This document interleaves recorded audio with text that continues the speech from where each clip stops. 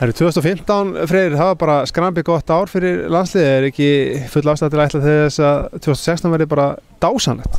Jú, það stefnan að bæta árangurinn frá 2015 sem var góður og þessi helgi búin að fara svolítið í það að gera upp síðasta ár og finna þær leiðir sem við ætlum að fara til þess að bæta enn fremur árangur og framistuð liðsins. Og hvað svona helst framundan? Það þetta hið fræga Algarve mót í lok febrúar, ekki? Jó, fyrst förum við til Póllands með B-landslið getum við kallað og spilum við A-landslið Póllands í Póllandi miðjan febrúar.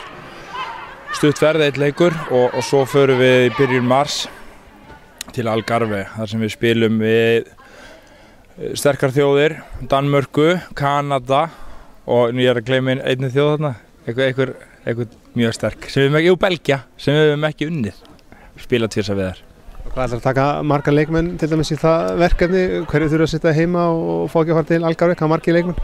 Fáum að taka 23 leikmenn sem hefur verið sama á síðustu ár, þannig að það bara jákvætt og í rauninni nauðsynlegt. Það mikil keyrsla á þessu móti, stutt á milli leikja og mín upplifun svo maður þarf að gera margar breytingar á milli leikja sem bara gott. Þetta æfingamót og maður getur skoðað alveg heilan helling og unnið í ótrúlega mörgum þáttum, þannig að þetta mikilvæg tími fyrir okkur.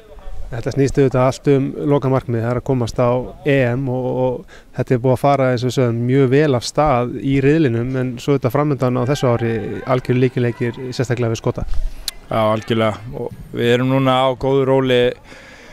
Varnarleikur liðsins orðinn feiki sterkur, fengum mjög fá marka á okkur seinasta ári, unnum 5 leiki í röð og alla leikinni í riðlinum og þá án þess að fá okkur mark. Þannig að við erum bara með öll öðru lög í okkar höndum og fínu róli. Svo við Hvíta-Rússland í Hvíta-Rússlandi miðjan apríl. Svo það Skotaleikurinn í byrjun júní sem náttúrulega augljóst að það lykilleikur í riðlinum. Og þú ert að fá leikmenn hérna inn í hópin sem voru ekki með í verkefnunum í Makedóníu og Slóveníu, Katrín og fleiri leikmenn?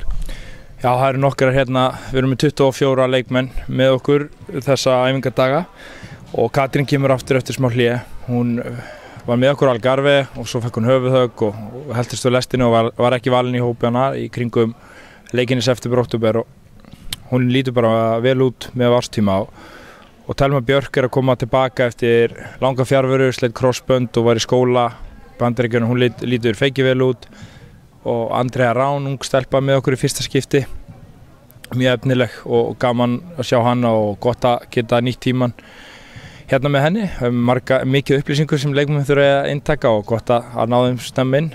Þannig að þetta búið að vera frábær helgi, við erum búin að vera líka að mæla þær, líkamlega mælingar og við erum gríðarlega ánægðir með niðurstöðurnar í ár. Þannig að það ekki búin að missa sig í hangikjöt og uppstúf, það kom allir fitt og í formi hérna á æfingarnar í janúar. Já, þetta svona langtíma vinna hjá þeim. Fyrir ári síðan, eða janúar 2015 voru óánægðir með mælingarnar og töluðum bara saman við allar hópinn hvernig við vildum hafa þetta og félögin á Íslandi hafa bætt í og leikmenn hérðan frá Íslandi eru í mjög góðu standi og þá ég að miða við árstíma, það eru náttúrulega ekki í topp standi en miða við janúar eru framfarirnar á 12 mánuðum gríðarlegar og við erum mjög ánægðir með hugafar leikmanna.